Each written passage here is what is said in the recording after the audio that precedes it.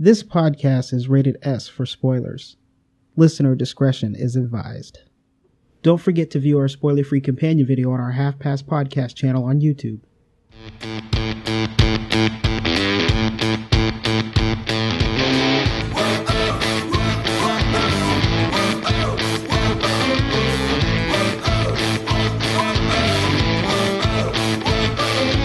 Welcome to the Half Past Podcast. This is episode 34, the movie review of Hardcore Henry. We will also be discussing the Jungle Book trailer. I'm Graham Ricks, and here with me is my friend and co-pilot, Ian Jones. Hey, how you doing, buddy? I am doing all right. Seems like it's been a while since we've recorded. Yeah, well, definitely 2 weeks, for sure. Yeah, and we tried to record yesterday, and you have a bee problem. I do. Now I have a dead bee problem. At some point I will be dealing with that. Nice. The trailer we have for this week is, of course, The Jungle Book, and I'm assuming you've seen this trailer. I hope so, because if not, then we'll have to figure something else out. Well, fantastic. We're not stopping, but yes, I have seen it. The first thing I want to say about this one is that it looks a lot better than I thought it was going to be when I first heard about it. And the only thing that's kind of strange about it is they have, like, towards the end of the trailer, they have, the bare necessities playing. Yeah. So even though it seems like it's way more, like a little more dark than the original, like, cartoon version that Disney did, they still have this bare necessities part. And so I'm really curious what the tone of the movie is going to be. Is it going to be similar to the other Jungle Book, or? I would guess it wouldn't have the musical numbers, but, that the Jungle Book had its moments, for sure. Yeah, it had its moments. Where it got really dark. Yeah, you're right. So I think that part of it will be there. Oh, I'm sure it will be. And I'm curious this time around, is it just going to end with Mowgli following a girl to the man village? Is that how this is going to end? They kind of didn't seem like they knew how to end that one on the original one. Well, they didn't end with a dance routine. Which I hate. Yep. I'm on record hating that. I've always hated that.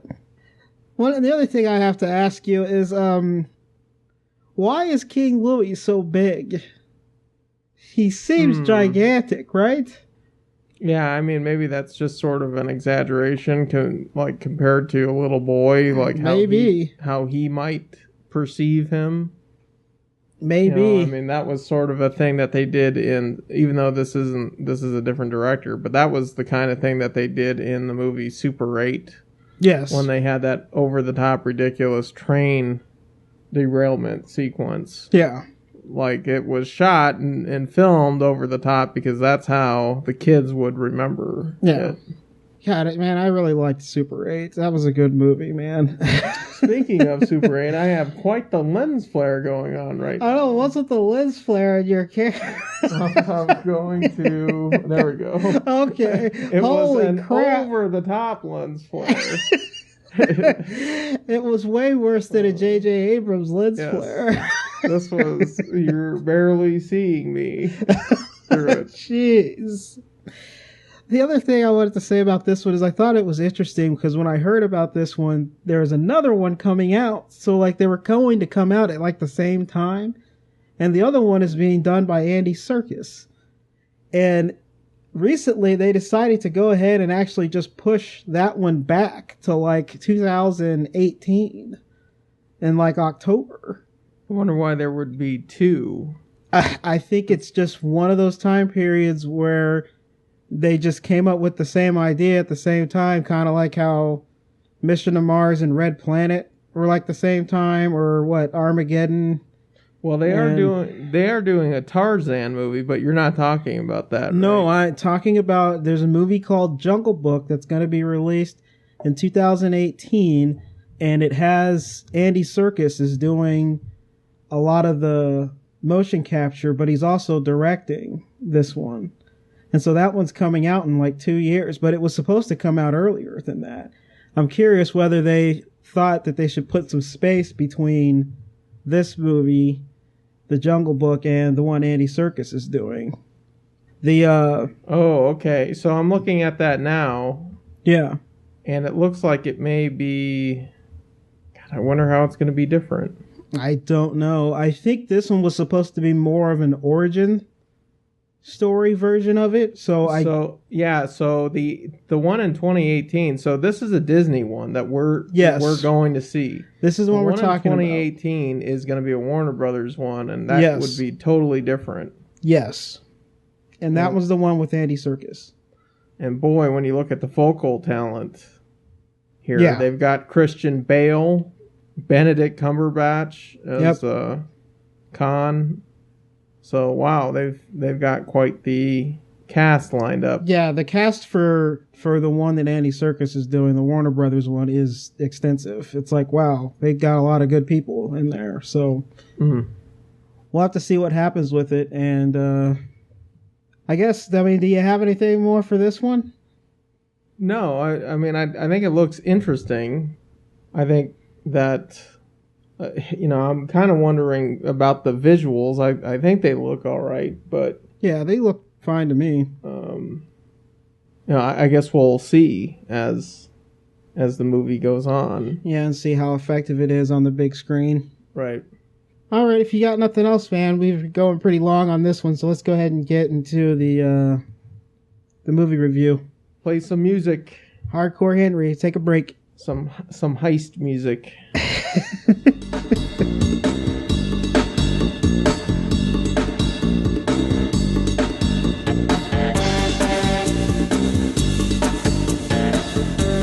A first-person action film from the eyes of Henry, who's resurrected from death with no memory. He must discover his identity and save his wife from a warlord with the plan to bioengineer soldiers. That was a tough read. That was tough. But you grinded it out. Let's leave this part in. That was a grind. Oh, man. This movie's directed by, I'm going to say, Ilya Naishuller. Anybody? Is anybody going to disagree with me on that one? I'm not going to try to beat you on that pronunciation. So. All right.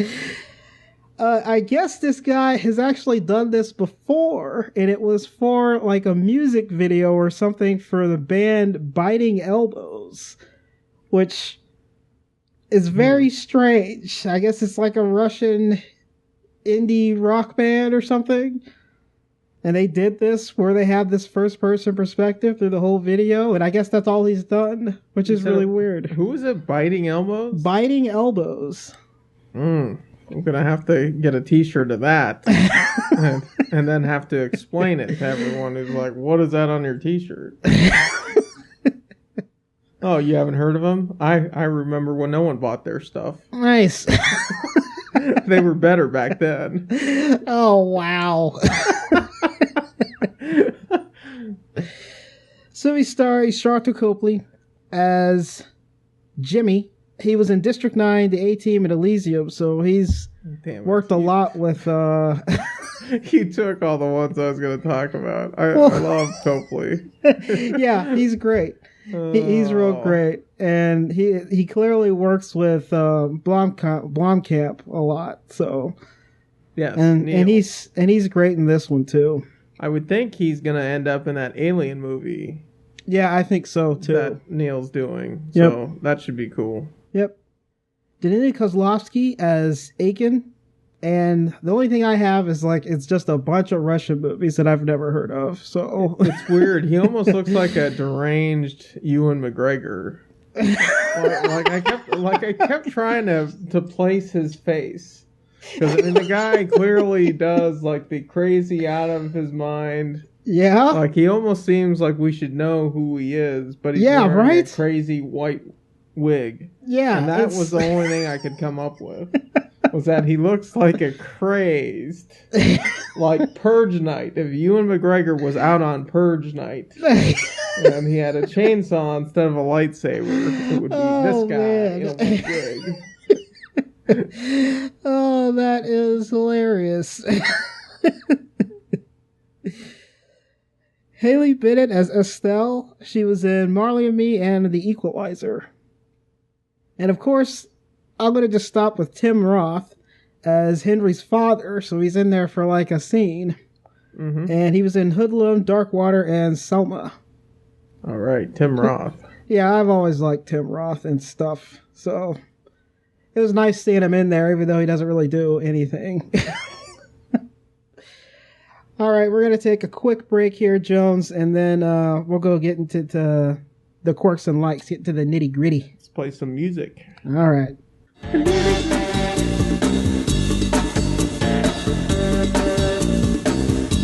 All right, Jones, we're back here and quirks and likes section. So let's go ahead and start with my quirks.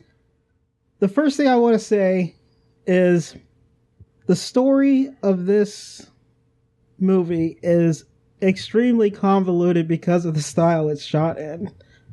So I don't know if this is a good or a bad thing about this movie, but it's definitely a thing. And you're definitely thrown in there because you're doing it all from his perspective and he has his memory gone and everything. So everything's just confusing to you through the whole movie. It eventually gets sort of explained, but there's still a lot more stuff that you want to know more about throughout this whole thing. A prime example of that is they never really explain this supervillain all of a sudden. They do not. No. That was sort of the first thing that I think jumped out. Yeah, so how the hell did he get his powers?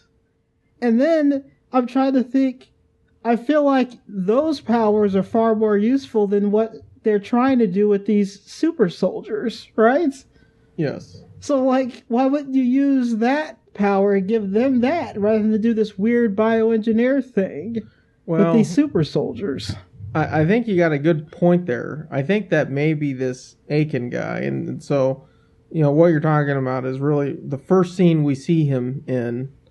He uses his abilities, and you're just kind of like, oh, dang, he's got, and dang isn't even the right word. Yeah. But he uses telekinesis to murder these two guards. Yep. And it's clear that he is, right away, he's clearly going to be the problem throughout this entire movie. Yes. But, so I had a huge problem, too, with the fact that they don't ever explain his abilities. And you bring up a good point. Why wouldn't he clone those other soldiers? And maybe that's what he was trying to get to, but they didn't have, because he took his anger out on Jimmy, they didn't have a shot to get there. Maybe they only got so far with making those avatars. Yeah, maybe that's what the reasoning behind it for is. But again, we're just speculating because it's not explained. Exactly, because it doesn't get explained. Yeah, it could have gotten explained with one sentence, like he wanted, you know, maybe he just wanted to be the only one. Yeah.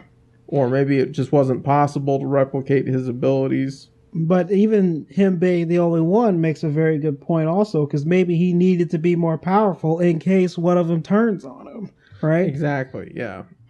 Which could have been the explanation. Why would you want someone else who could maybe get close to you? Yeah. And that was sort of the thing with Henry throughout the entire movie is how do you get close to someone who can stop you from pulling a trigger or getting close? Yeah, exactly. And the other thing about him is that, God, how come I can't figure out my point? I just had a point. Damn it. Ugh. Brain freeze. Yeah, damn it. Hold for Jeopardy music. I cannot believe I can't think of my point with him right now.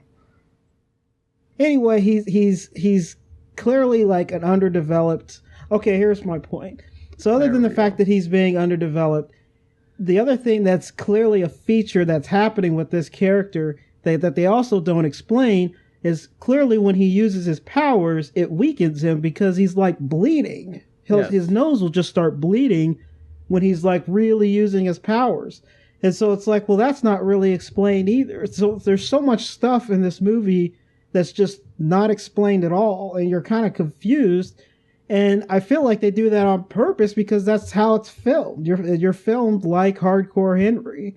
So you're just along for the ride and, you know, plot and character development be damned kind of thing. Right. So it's just kind of how this movie is. And so that's just a really bad part about this movie, in my opinion. The other thing that I have here is I was trying to think of a movie to compare this movie to, and it is very similar to the movie Crank. You remember Crank? Yeah. Mm-hmm. It's like when you go with this kind of weird, bizarre pacing that happens throughout this whole movie. It's a very roller coaster up and down where it ramps up really and then it slows down and it ramps up and slows down. It's very similar to the movie Crank, but not quite as good as Crank. Well, and they both have that clear video game feel. And yeah, I thought that right? maybe this one even more so. This one is way closer to that. It's definitely way closer to a video game than pretty much any other movie I can remember seeing. And it's definitely an interesting way to convey this movie, the way they decided to do it. The last thing I have here, which you kind of touched on, which is basically just there's a lot of really underdeveloped characters, and you kind of just don't really care about the characters. The only time I even really cared about Hardcore Henry is like at the very end of the movie, you kind of get a hint where you finally see his face, which I thought was a nice touch, because it's like, here's the guy that you've been on this adventure with, and you finally see him at the very end. And so you kind of get a little bit of an attachment to the character at the very end, but then it's like, that's all I have for it, and you don't really, there's really nothing else there for you throughout this movie. So that's actually all my course. What do you got? Well, one of the things that I found was that, and this was, I think, a big issue with doing this first-person movie like this the entire time, is that there are times where I felt like I got caught spectating, like not necessarily watching a movie, but like something would happen on screen, and because of the perspective, it would be just like when, we were in college and I would watch my roommates play a video game where I wouldn't be as invested when something really cool, like a cool sort of death scene happened. So like there were funny parts in this movie that I think a lot of the audience missed, because you just are caught, like you're caught spectating, and not necessarily watching a movie, which is weird. There is a difference there. I totally get what you mean, and you hit the nail right on the head, because both of us are gamers. We've been around friends and watched them play games, and it's that exact same feeling where, it's probably entertaining to watch, but you aren't as invested in anything. You aren't as invested as it. Like it's just kind of a weird way to do a movie. And as much as I really enjoyed them trying this out, it shows that why there's a kind of an issue with this. And I think like if there was a time period where it was like maybe just like most of the movie was first person, and so you could still cut back to other things and kind of show other sequences, because really the only part that isn't quite first person is the very beginning scene that they readdress at the end with those kids throwing that robot thing into the wall. That's like one of the few times where that's not quite a first person, but it is. But it could be potentially. But it could be potentially.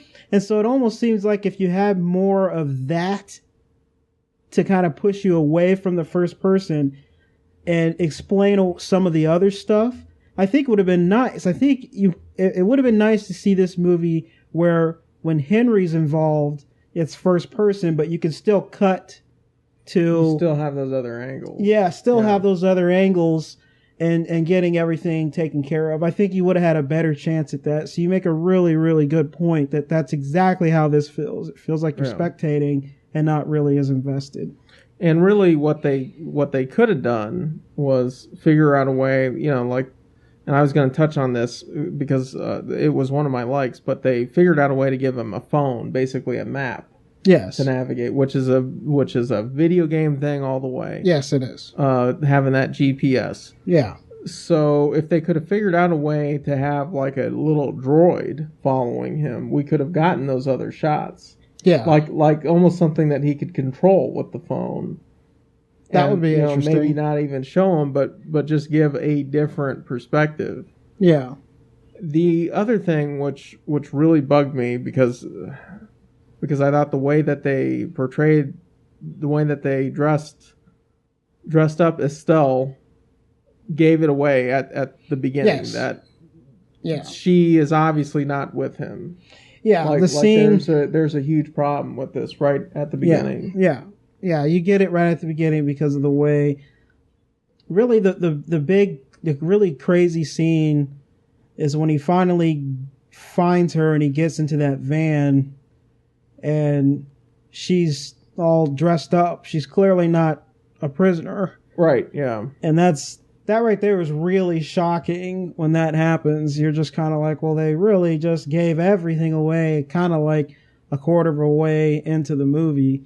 And you kind of are just suspect of that anyway at the beginning. So that was definitely an unfortunate aspect to the movie. So because, I get you. Yeah, and why would they, I mean, that's a really good point, but why would this nut job keep her alive at all when he's not trying to recapture Henry? And that was a particular plot point to me that I thought was a miss, because he just wanted Hardcore Henry dead, which is really scary from a certain point of view. Yeah. But there's no reason to keep her alive unless she's a mole. And she wasn't even going to... And she was, at the very beginning, when they make that crazy escape in the pod, she wasn't even going to get in with him. No, she wasn't. Which to me was a giant red flag. Yeah. So, I definitely get it. Okay. And I think, and you touched on it, like in true video game fashion, just real briefly, the bad guy has powers. We don't know why he has them. Yeah. And so I thought there were little holes that could have been plugged up, just really tiny things to maybe, explain, just to push the plot along. And I also didn't get his motivation either.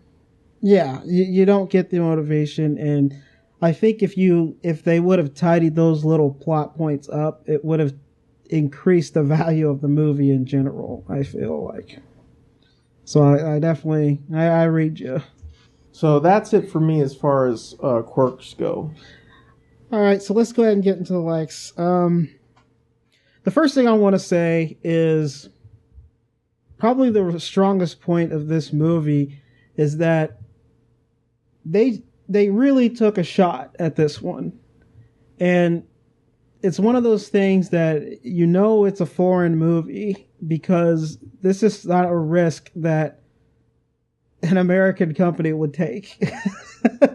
So I want to really just congratulate them at taking a shot at something that's completely out of the ordinary and completely kind of original and just throwing it out there and seeing how it works. And I would really hope that this doesn't completely die. I think there's a way to pull this off. You just can't do a first-person perspective through the entire movie, and you also need to tidy up your story a little bit and explain a little bit more things. But I just want to say that one of my likes is I do like that they took a shot at this and got it and just threw it out there. And it was really well received in Russia, so it's not like they lost any money on it. Right. I mean, it's just, just to touch on that point, the fact that it was done in first person, the way that they did it, I didn't have any problem with at all. I thought that was really clever. Yeah. They just did some really clever things with how they were moving the camera around, how they were doing their cuts. It was well rehearsed and very thought out. Yes, for doing it this way. However, and this is probably the better of the films that have had it, when you go and look at a list of films that have any sort of, whether it's one scene or an extensive scene, I'm struggling to find a movie that's actually really good that offers something like this, because they're usually just throwaway action Yes. films anyway. So it would be cool, I would think, to see maybe this director get a shot at doing Halo. You know, I don't know. What do you think? I don't agree with that. All right. Okay. Like, the problem with that is Halo is way too big of a franchise. It is. And way too... Like, there's too many fans that are invested into that to have him do it. I don't think he has enough credentials to get it done. Now, if you want to give him something else, some other throwaway, he could do Duke Nukem. Duke Nukem. Well, no one's going to see that, though. Nope, no one's going to see Duke Nukem. All right.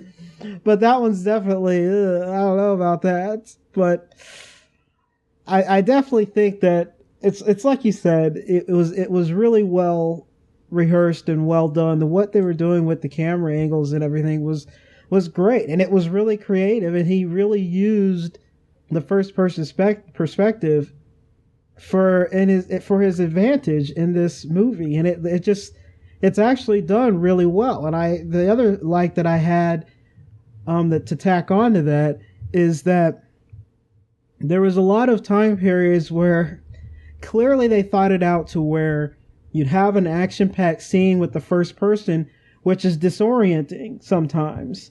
But it almost gets right to the limit of disorientation, and then that's when it slows down, and you get a more calm and collected shot with him talking to Jimmy or what have you throughout this movie. And I thought that was a really well planned thing, because there's so many, the action sequences can get disorienting at times, but then it like slows down and it like levels out.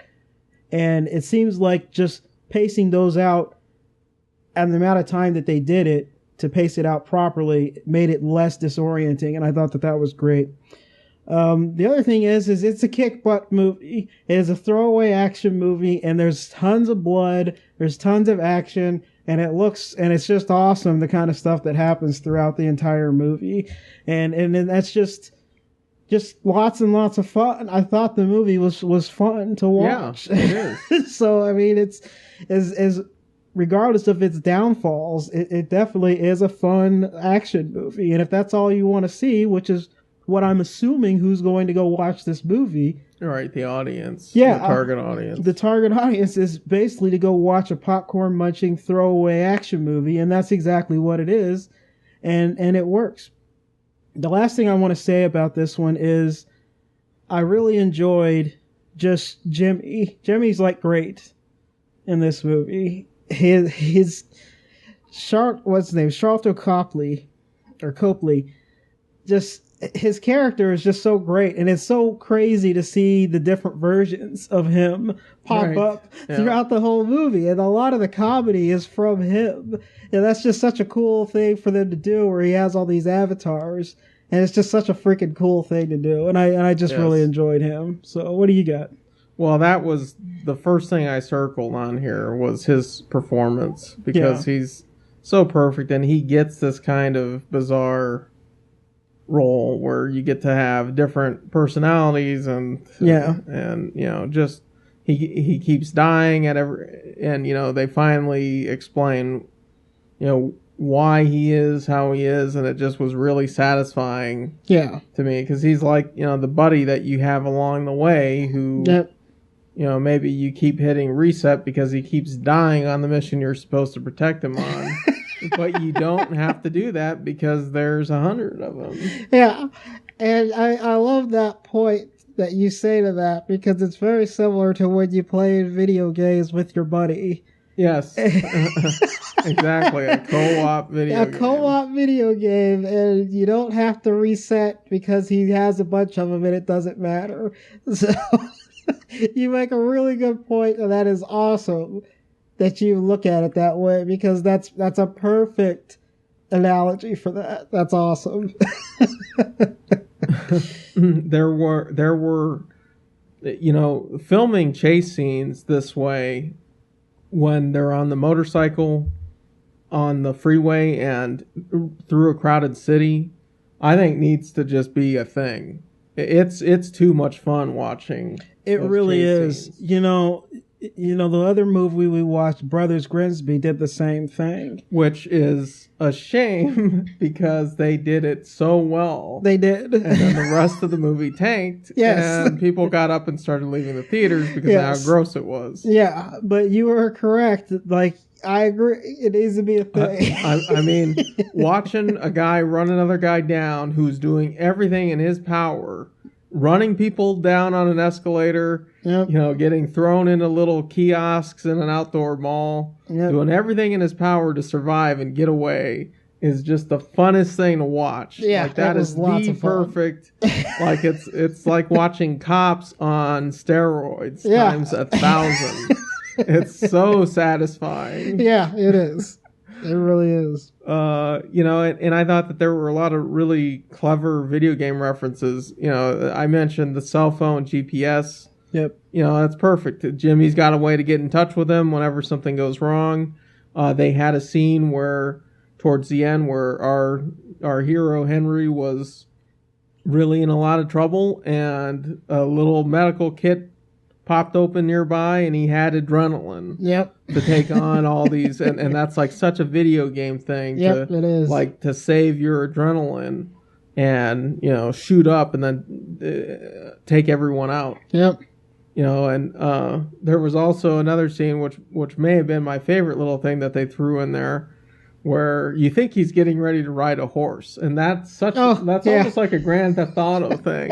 Because how would he know how to ride a horse? And then this wild horse just bucks him off immediately. Yep. And he's forced to walk to the next checkpoint. That is that's perfect. They thought of so many clever things to work in, and then some of the real plot holes I think maybe they missed. Yeah. But like the talent's there. It's there. It's in the filmmaking. I think it's there. So I'm kind of interested to see what this filmmaker does next. Yeah, I wouldn't mind seeing what he does next also, because it's like you said, it's super fun. I think it does what it needs to do. It just has some it just needs to be tidied up, and I think it would improve it dramatically if you filled in some plot holes and actually figured out a way to add some more perspectives in. And I think it would have been actually just a great little movie. So that's it for me, buddy, as far as likes and everything. All right, let's go ahead and rate it then. I'm going to go ahead and say that it's a fun movie to watch, and it's definitely like a throwaway action type movie. It has some plot hole problems, like we were saying earlier, and you kind of want a little bit more perspective, just so that you can get some better angles and really figure the story out a little bit better. So I'm going to say, if you like the whole cringeworthy action, which there's a lot of cringeworthy stuff that happens action-wise in this movie. And it even starts out that way at the very beginning with all the ridiculous deaths. The opening credits. The opening credits. So if you like a lot of cringeworthy action and really nothing else, so because that's pretty much all you get out of here, and you want to have some fun, then I say rent it. Otherwise, you'd have to skip it. Okay, well, I thought this was pretty strong. I think it definitely had its issues plot-wise, but, for being an R-rated movie that is going to be a shoot-'em-up anyway, I thought this was really clever and definitely had its moments. Yeah. But if you are squeamish, the opening credit sequence will get you to turn the damn thing off. Yeah. So I'm going to say that it's definitely worth a rental if you can make it through some of those other kinds of movies like John Wick. Yep. That's really, I think, the main one I'm thinking of that comes to mind. But I figure if you're going to do a movie like this, make it an R and let the audience know that it's going to be an R. Yeah. Pretty much. People are going to die. Yeah, and you know what? If you happen to walk into the theater and you saw that beginning sequence of the opening credits and you can't handle that, usually a movie theater will honor your tickets back. So, so that's true. Yes, that is. You get it immediately right off the bat. Like it's the first thing you see. So you can always just walk right out. And I would argue that those scenes, I mean, because there were some upsetting things, but thinking back to that opening, because everything was in slow-mo, I would argue that maybe was a little bit worse. Yeah, I'd have to agree with you. Okay. Yeah. All right. I'd agree with you. I think that's actually, of all the things, and there are some pretty graphic things that happen. Yeah. I think that is the worst, the opening credits sequence. Yeah. Because it's all in slow motion, and you can't freaking look away from it. It's not just slow motion, it's all close up too. Close up and in slow motion. Yeah. So it's just like, oh my God. It's pretty bad. All right, man, let's go ahead and sign this one out. Sweet. Then. All right. If anybody would like to contact us, you can always contact us at halfpastpodcast.com. Like us on Facebook. Rate us on iTunes. 5 stars, please. Well, yeah. 4 is good too, though. 10 stars. 11. Damn. We're on Stitcher and Libsyn. Email us at halfpastcast@gmail.com. That's halfpastcast@gmail.com. Let us know you're listening. Complain. Tell us we're awesome. We always like the ones who tell us that are awesome. So yeah. Yes, we do. Stroke that ego. Stroke that ego. Okay, sorry here. I've got more lines. Tweet us at halfpastpodcast. I love how you're still having trouble after 34 episodes. Yes. Still having trouble. Because I'm waiting for someone named parentheses Ian. I'm always waiting for you to say parentheses Graham. Oh, it's terrible. And then I'll say my line. Thank you for listening and thank you for your support.